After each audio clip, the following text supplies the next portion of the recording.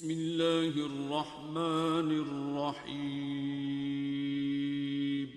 ایک بزرگ ولی اللہ جناب داؤد طائی رحمۃ اللہ علیہ سے منسوب ایک حکایت ہے کہ ان کے شہر میں ایک عورت بیوہ کیا ہوئی کہ اس پر مصیبتوں کے پہاڑ ٹوٹ پڑے۔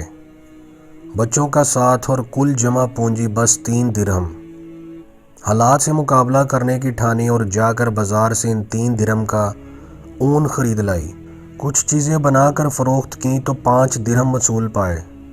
2 درہم سے کھانا پینا خریدا اور 3 درہم کا پھر سے اون لیتی آئی۔ اسی طرح کچھ دن گزر بسر کیا۔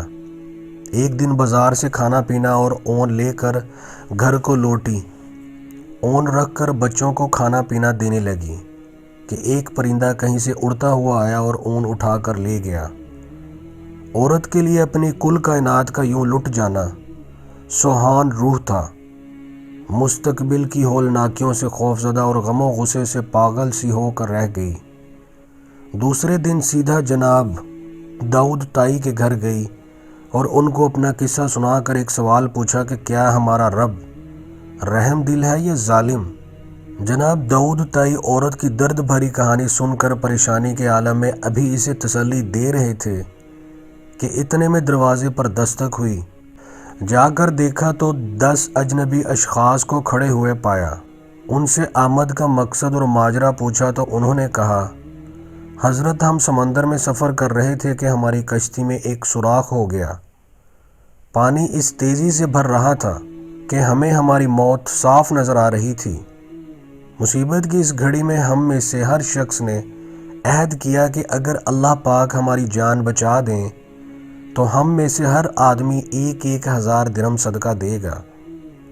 ابھی ہم یہ دعا کر ہی رہے تھے کہ ایک پرندے نے کہیں سے ہماری کشتی میں اون کا ایک گولا لا کر پھینک دیا، جسے ہم نے فوراً سوراخ میں پھنسایا، کشتی کو پانی سے خالی کیا اور سیدھے یہاں نزدیک ترین ساحل پر آ پہنچے۔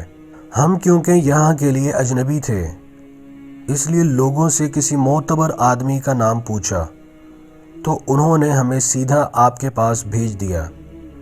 یہ لیجئے 10,000 درہم اور ہماری طرف سے مستحقین کو ڈھونڈ کر ان کو دے دیجئے۔ داؤد طائی رحمۃ اللہ علیہ رب العزت کی اس حکمت پر حیران و پریشان ہوتے ہوئے 10,000 درہم لے کر سیدھا اندر اس عورت کے پاس گئے۔